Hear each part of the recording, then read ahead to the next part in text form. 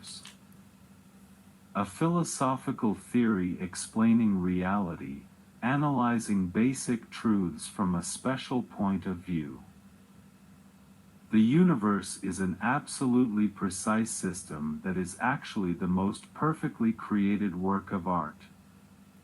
There is no greater and more majestic miracle than its essence, because there is, as a whole, is the divine thought with the most fantastic meaning, and existence is the essence that fills everything. Preface. Welcome, dear reader who is curious about my thoughts and wants to know the secrets of the world. I want to share with you the incredible products of my strangely soaring mind and limitless imagination. Although these are extremely astonishing ideas, their knowledge provides an explanation for all the important questions of existence and presents the sublimely wonderful reality that exists around us from a new perspective. I am not an ordinary thinker, and I have come extraordinarily far in the deep mazes of philosophy. I believe that no one has ever walked in this secret direction before me and caught a glimpse of the phenomenal secret that I miraculously, finally discovered there. Maybe my thoughts about the amazing worldview I have set up are wrong, and maybe I am not on the right track in my systematic reflection, but my fantastic conclusions, I think, deserve a thought from your curious readers. I hope there will be scientific minds in the future who will use my crazy worldview to decipher the system of the universe so that human consciousness can rise to a higher level through the wisdom filtered from it. What I outline in this book creates a completely different picture of how our reality works than what any philosopher or scientist has presented to humanity so far. And if the world theory I deduce to be true is wrong, it can still give a lot of inspiration to the imaginative writers and filmmakers of the future, who will follow in my footsteps and carry on this admirable tale. Homo sapiens deciphers the secrets because her imagination goes far beyond her physical limitations. 1. Search for knowledge. In ancient times, the wise shamans sitting by the campfire never hunted with their companions or took up arms to destroy their enemies. They were not part of the tiring work of everyday life either, because it was done for them by their simple tribal brothers who admired them.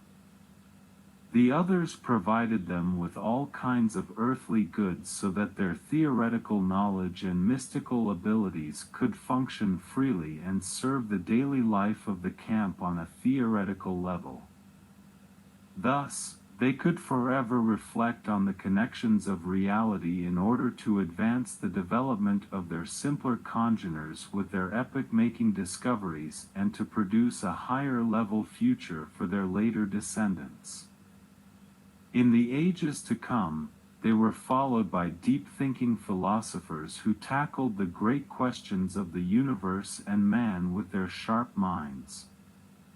In the meantime, the mystical magicians and priests working as heavenly messengers accumulated secret knowledge, which was often written down and hidden for future researchers, so that the wisdom of humanity would last forever. Inventive inventors analyzed the basic laws of physics and the planet and applied useful knowledge to create structures that harness the forces of our planet.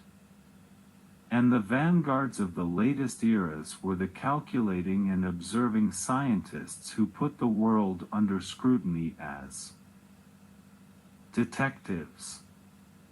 They took the place of their predecessors in the eternal search for knowledge and presented their calculated and then tested results to the wider world so that our knowledge could expand to the size of the universe. Each of them took very important steps on the bumpy road of human development, because their ordinary fellow citizens were not able to do this on their own. They had to be born with an extraordinary talent for the sacred mission of life in order to build the castle of human knowledge up to the highest heavens. Many of their names have survived through dozens of eras, and we look back on them with deep gratitude. They were all very important cogs in the all-seeing fantasy machine that the collective human consciousness possesses above all else. I do not belong to any of the famous types listed above. Instead, I embody another, but very important, category. I have been a determined and constantly creative representative of science fiction, literature and philosopher poetry since I was an open-minded teenager. After reading thousands of books and analyzing them precisely, and then writing down my own unique creations, I dedicated my life to the search for truth. I have created many dozens of theories from my own wellhead, and surprisingly, some of these lines of thought echo back to me from the latest results of modern research and from the writings of ancient teachings that have survived for our time.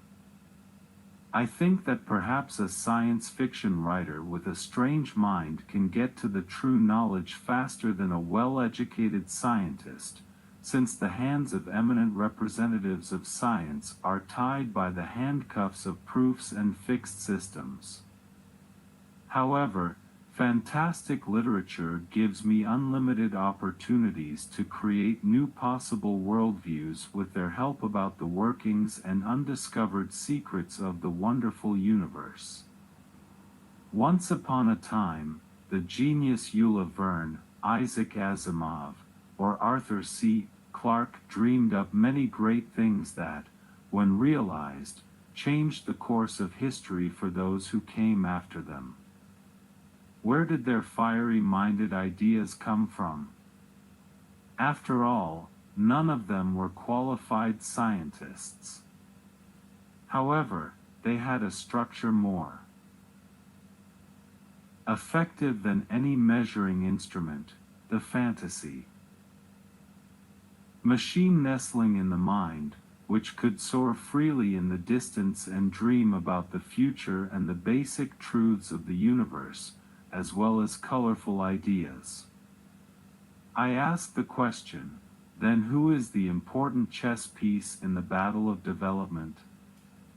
The brilliant minds of bright-eyed dreamers can reach far and find precious treasures in the secret depths of the sea of knowledge. 2. Basic questions of human existence. Before we leave the merciless battlefield of life, or the so combative stage of history, we have to answer a few more questions in order to understand the purpose of life and reality. I believe that without the interpretation and development of these basic truths, the existence of society would be meaningless. The existential task of every conscious living being is to raise its spiritual level to a high frequency, because the fantastic human consciousness and our wonderful home, the universe, are one and the same.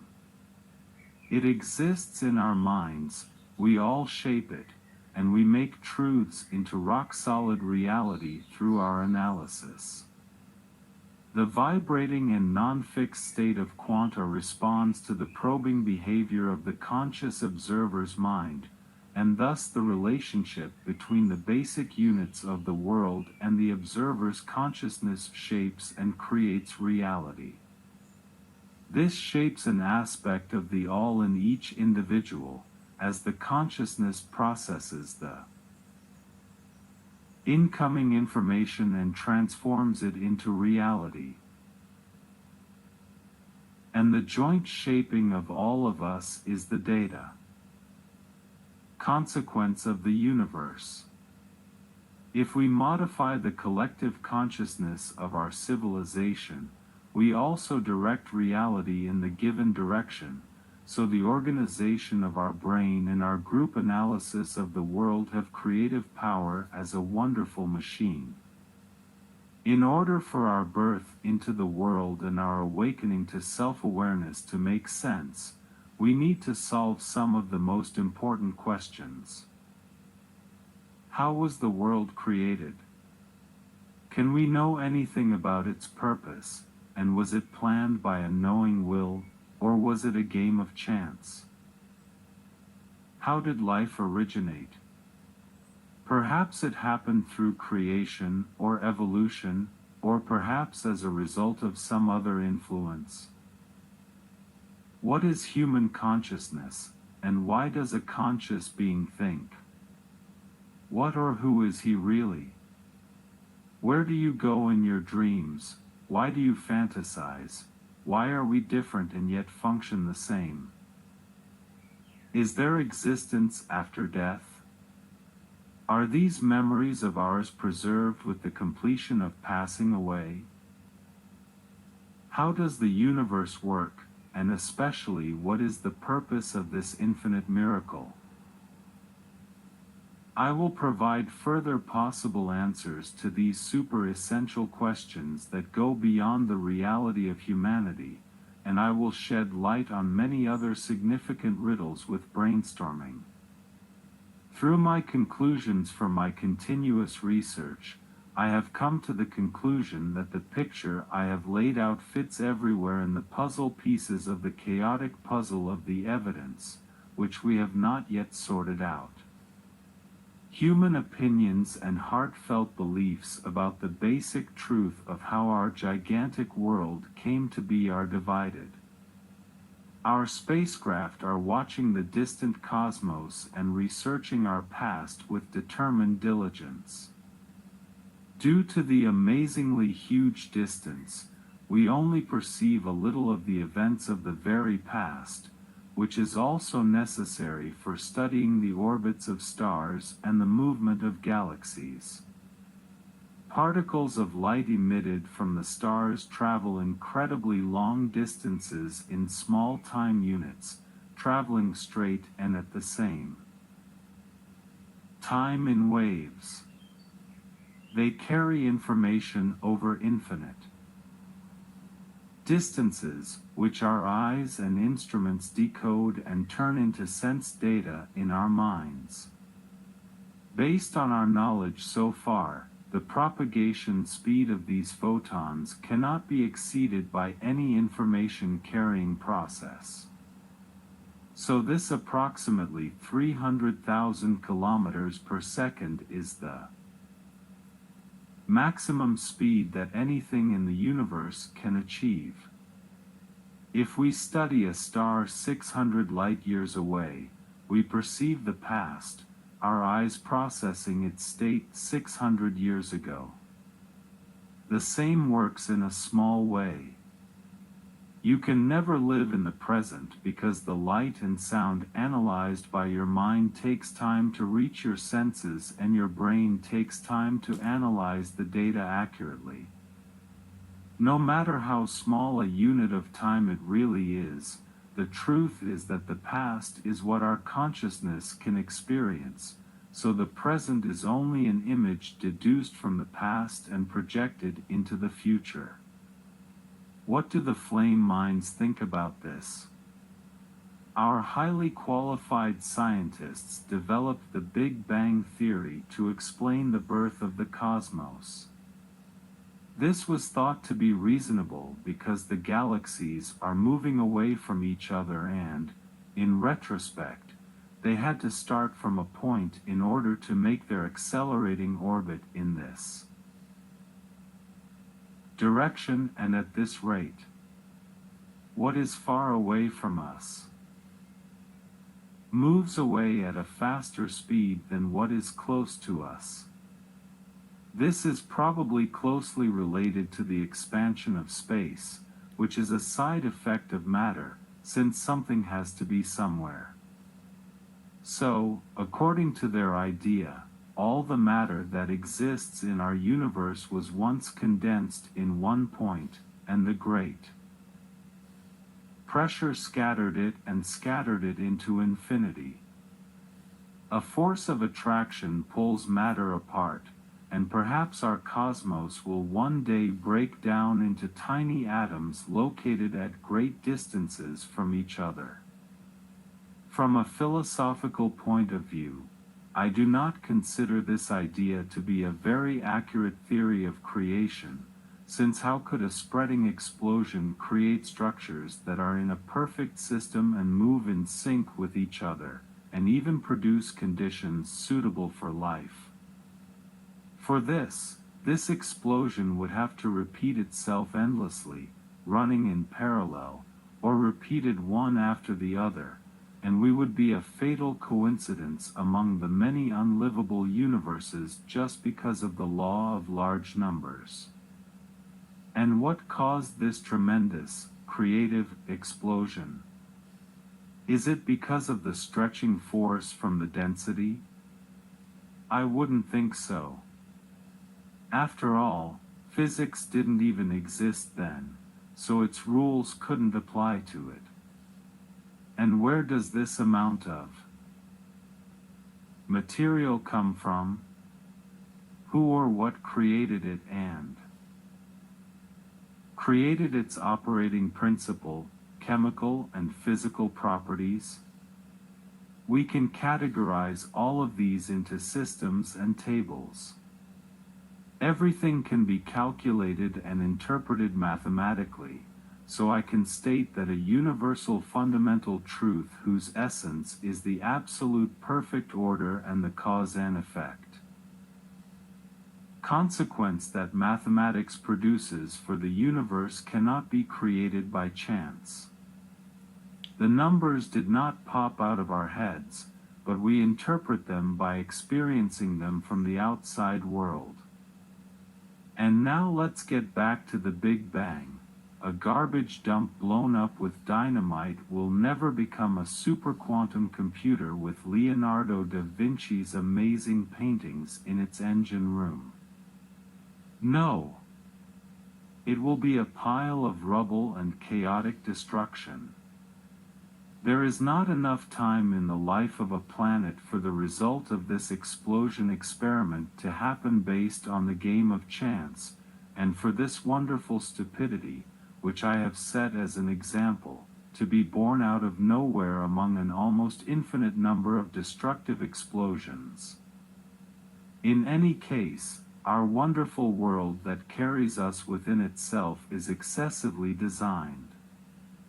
It's almost frighteningly staged.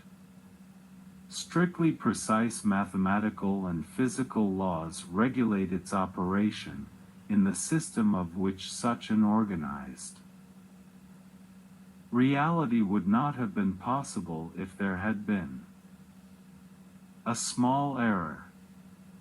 So it was created and operated by someone or something, for some unknown purpose, and many mysterious things follow from this to me. The universe is incredibly beautiful, but very dangerous for us little tiny creatures. We are tiny little things bred on the surface of a stone monster. However, if there were no life on the planets, no one would see or experience this information-rich reality, so without an observant mind, the universe could not exist either, because no one would know about it. From this follows the incredibly important fact that life continues in some form even after death. After all, if our memories, experiences and worldview were to disappear forever, then no one would remember the world. It almost doesn't exist, never was, and never will be. It would be just a fleeting illusion, which I don't even know how to write about, and how you can read it. So our memories are preserved in the data store that operates the world, otherwise it would have no meaning. Based on the physical principle of energy conservation, the essence of all things remains after transformation.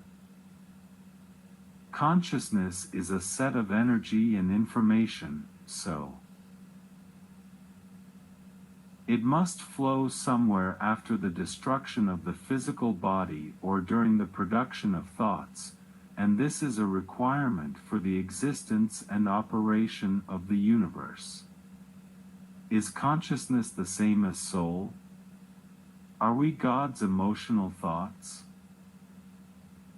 The other contemplative camp believes that there was a creation, and that a higher Almighty created our world and put us to tests, generating birth and death, love and pain in us.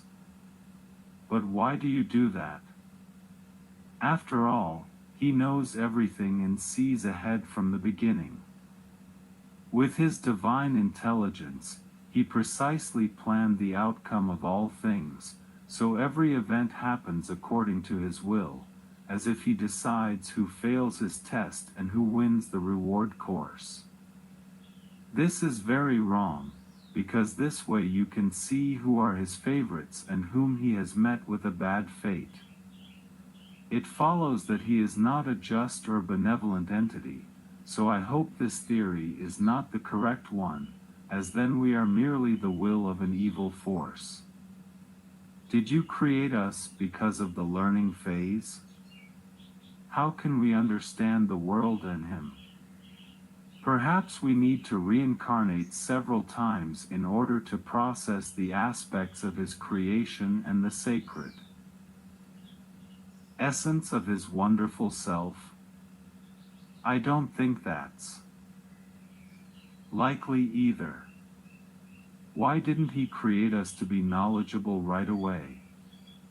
Why do we often have to suffer walking down a dead end, while most of the time we hardly have any idea about how reality works? Moreover, if I am born in a new body, as a wandering soul, I have to adapt to a new environment. I have to develop new personality traits during my existence, and my experience from my memories from my previous lives will not remain. I am almost another entity, not my previous lives, so what do I have to do with them? How could I be that being who existed for hundreds of years, because he didn't think like me? It wasn't his worldview filtered from his experiences, and he has no idea who I am. He didn't participate in the continuity of my consciousness. So the theory of reincarnation and God's development plan does not seem to be a possible world explanation either. But then what created the universe?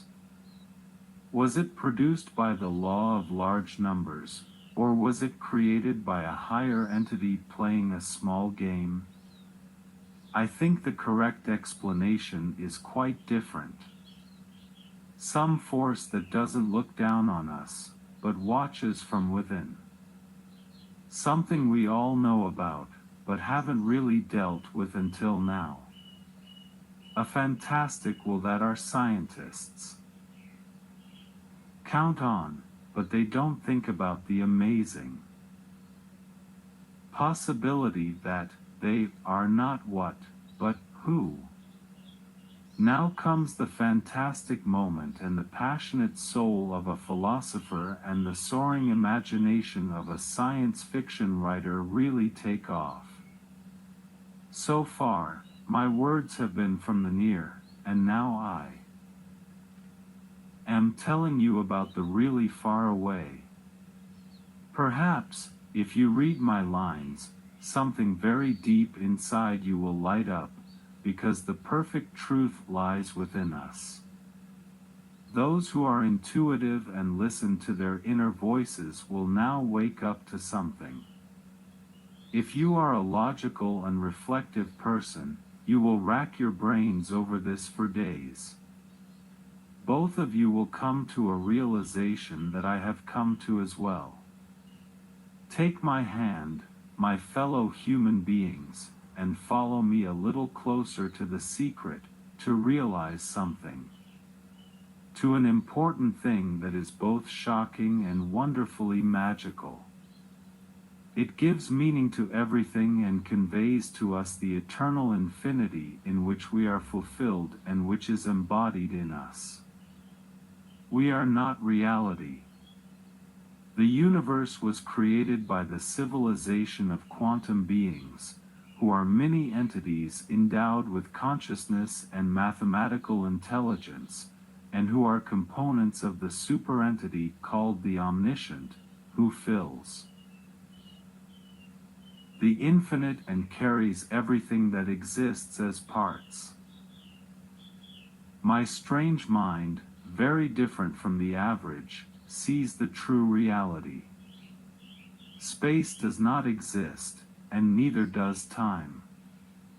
We are just edited images who see their imagined reality as a deceptive process. However, the truth is that each event slice is just an edited frame, created in all its versions side by side since eternity. It's like a perfect multidimensional comic or an infinitely large exhibition hall of paintings. All possible events create a new reality, so everything happens anyway, and only in our current snapshot does it appear that we are living in the process of a reality.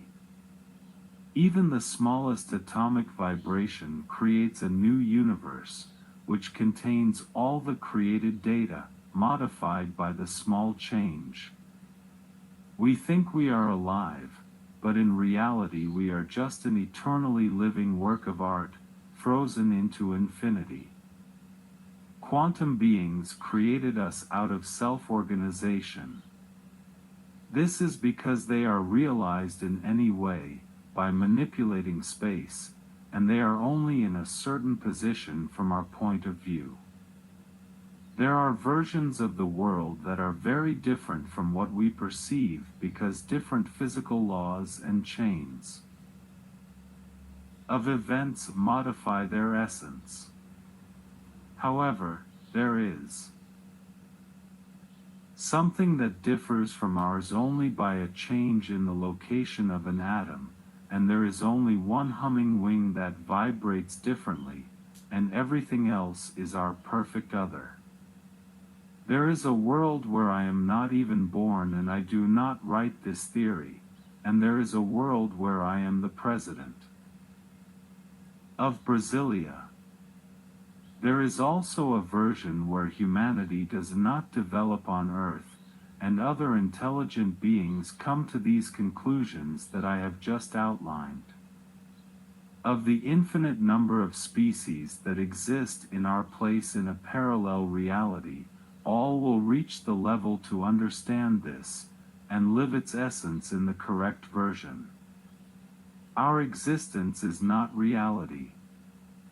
Quantum beings are the only and absolute beings. We are merely their works of art. Quantum beings need us for their reproduction. Since all the edited characters of their endless tales create perspective images of the universe, their collective consciousness, omnisense, can see variations of itself through our eyes. From each of our thoughts, new quantum beings are born, and in their data they carry the essence of our consciousness and the information set of our mental reactions. So we conscious living beings do not exist and do not think, but are a tiny and wonderful mirror of the universe that reacts to the data of its environment and creates an independent world from its own perspective. This is the ancient technology of quantum beings, during which their artistic creations, including us humans, serve as quantum hatching machines for their civilizations, and we are also the means of reflecting data from different perspectives. Without us, they could not exist either, since we consciousnesses could not interpret what they are, and thus there would be no experience of the allness. There are an infinite number of versions in our multiverse, but not only this multi-world universe exists, of which we are the small actors, but an unlimited number of world systems similar to us or completely different types have been created by the tiny creative entities. Their collective consciousness is the superentity I call the Omniverse, of which the infinite totality of realities is a part. He is everything and everything. Apart from him, there is nothing else that is not part of him. That's why he's perfect. He is made up of an infinite number of quantum beings, just as we are made up of cells. He possesses all existing knowledge from eternity, and all consciousness is a basic unit of his knowledge. My readers and I are Mendersum, at least a slice of each version. Quantum beings are truly eternal and never die. However, their lives are filled with constant change that can completely transform their being. During these processes, they often divide or mirror themselves into their opposites, their anti-reality, so to speak, and sometimes they even merge with each other. Their consciousness works according to precise mathematical codes, and they constantly communicate with each other in melodious rhymes. This is because it is the universal base system in the infinite universe, as it is best suited to sustain communication for different identities. They have no physical body because they are pure energy, and their vibrational behavior creates everything that appears unified from only one perspective. They are everywhere, but if we perceive them consciously, they take up a stable position for us exactly where we think we see them. That's why we, the characters in the story, can influence their situation from the current perspective with our thoughts, and thus our will manipulates our world, directing our individual and shared history to the right line of fate. It is a reciprocating, perfect system. I see the real workings of the world because my special mind produces a strange brain function that allows me to see things from a completely different perspective. I don't see events in front of me, but ordered threads of fate that weave our universe and structure our current reality. I see the world as a change in data from which possible variations of events can be deduced, which also occur in the corresponding reality. The space does not exist for me. I am in a different position with the change of information. There is no time either, only the frozen and infinite present, which is constructed in an infinite number of variations, and every part of which is perfect because it is realized in every way. My environment knows and accepts that I am a strange thinker who experiences the world in a different way and comes to startling conclusions. They cannot understand the uniqueness of my existence, but since they are aware of my strangeness, they support me in integrating into the life they believe to be reality. Based on the law of large numbers produced by the infinite number of variations of existence, it was imperative that someone be born who could interpret these things and publish these deep experiences to his fellow human beings. A significant part of myself's existing in parallel realities is also probably taking care to help the development of their fellow humans with their knowledge, during which they can understand the true structure of reality and the secret of its course.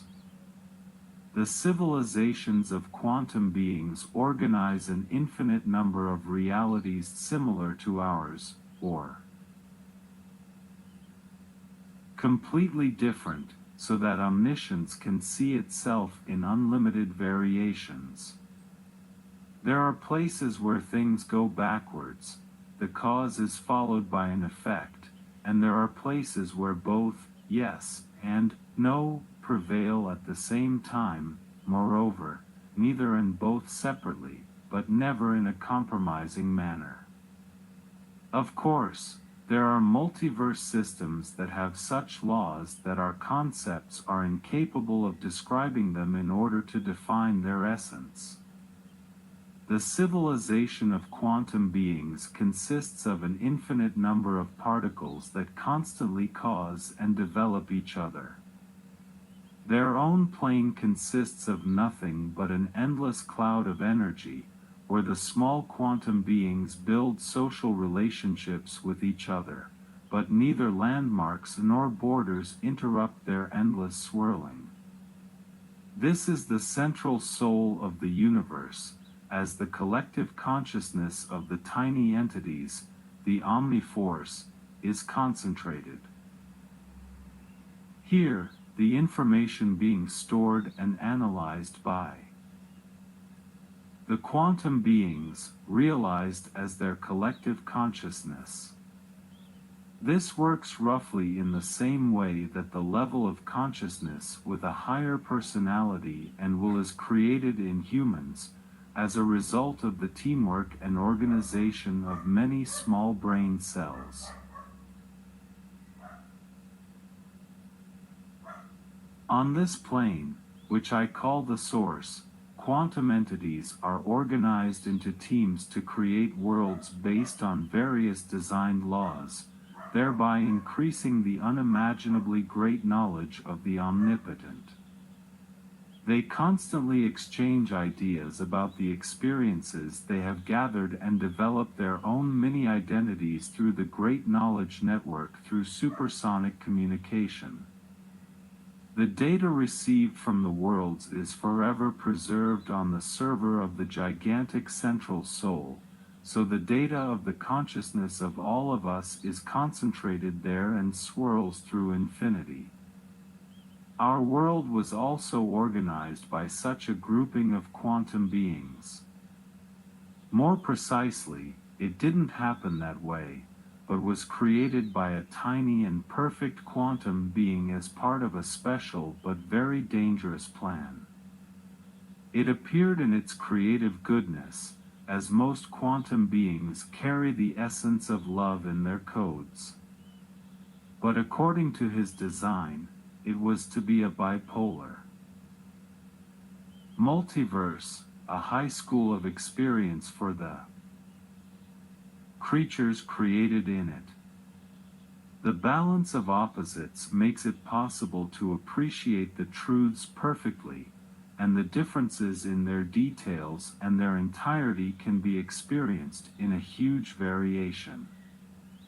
As a result of the duality, he designed a colorful but very imperfect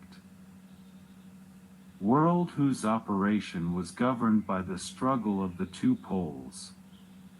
In his creative holiness, which was absolutely good, he automatically reflected himself in his negative opposite. The resulting pair of quantum beings as anti-entities resulted in dualism. After that, they duplicated and continuously mirrored themselves, thereby creating the history of still images, which we mistakenly perceive as a chain of events. Order and chaos, good and evil, big and small, were created thanks to these organizations. Our scientists consider this to be a Big Bang, but in fact the multiplication of quantum beings causes the spread of information, which created space and the series of events recorded in it. Our cosmos and the reality we experience in it were created, but you must know that all the events in our world are created in advance, and all its variations run in parallel, constantly branching out at every opportunity. Unfortunately, this reality is quite cruel, colored by the struggle of opposing identities. As a result of its multiplication, quantum beings became two types, positive and negative souls. Their organization, though, produced similar results from their creatures, and physical laws as well. What is born also perishes, and what is happy can also suffer. The quantum beings that varied into an uncountable amount created all the possibilities in their story network and organized a precise collective consciousness using the perspective network of their creatures so that the events were perceptible to the omniscient from all angles. There is no point of view that is left out of their system, so the experience of Menderism is complete in every detail.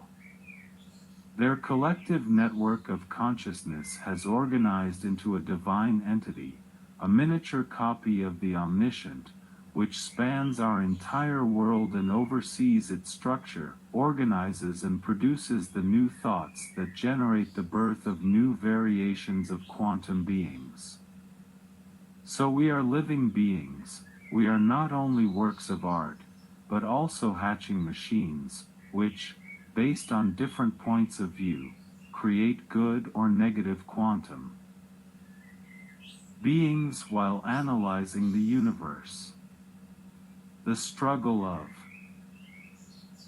the two opposite poles strives to align the identities to their respective poles, but this happens anyway because all versions exist side by side. Consciousness affects its environment by experiencing and reacting with its thoughts to the development of reality. We